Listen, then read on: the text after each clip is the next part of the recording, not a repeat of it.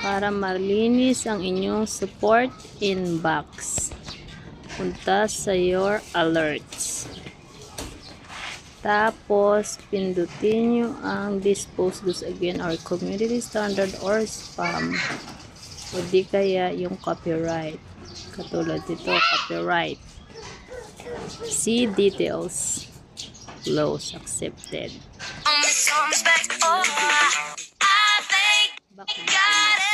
Back. Okay.